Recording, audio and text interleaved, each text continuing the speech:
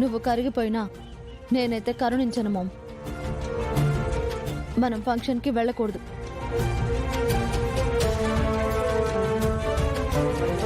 శ్రావ్యని తీసుకుని మనందరం ఫంక్షన్కి వెళ్తున్నాం అదితి.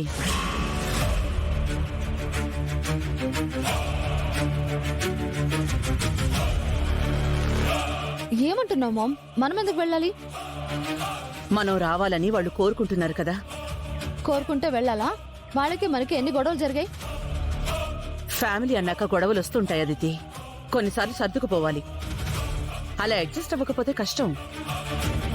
ఎందుకు ఇలా మాట్లాడుతున్నావు మామ్? తను ఏం చేసింది నిన్ను?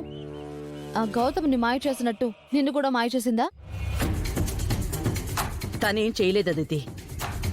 నేనే మనసు మార్చుకున్నాను.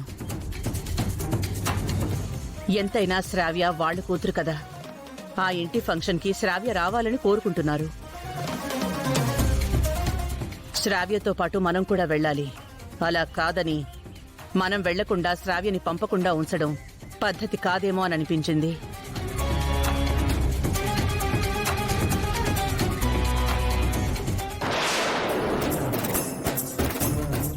మా మామ్ ఏం చేశారు? అదితి, మత్తు మందు పెట్టావు.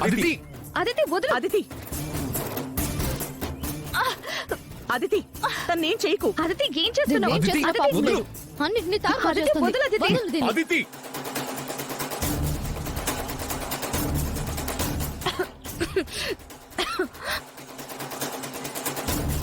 తను పచ్చి బాలింత.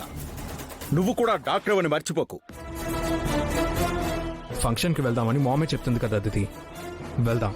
వెళ్ళి మళ్ళీ అక్కడ మనం అవమానాలు పడాలా?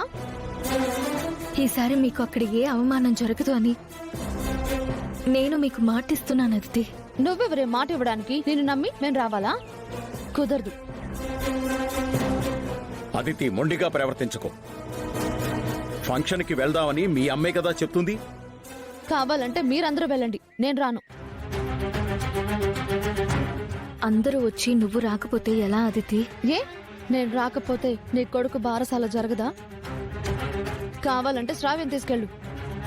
శ్రావ్యతో పాటు మీరందరూ కూడా రావాలి. అందరం వస్తాం. మామ్, ఇంకేం మాట్లాడకదితి. నేను మాటిచ్చాను, మనం వెళ్తున్నాం అంతే. Thank you madam. తప్పకుండా రండి.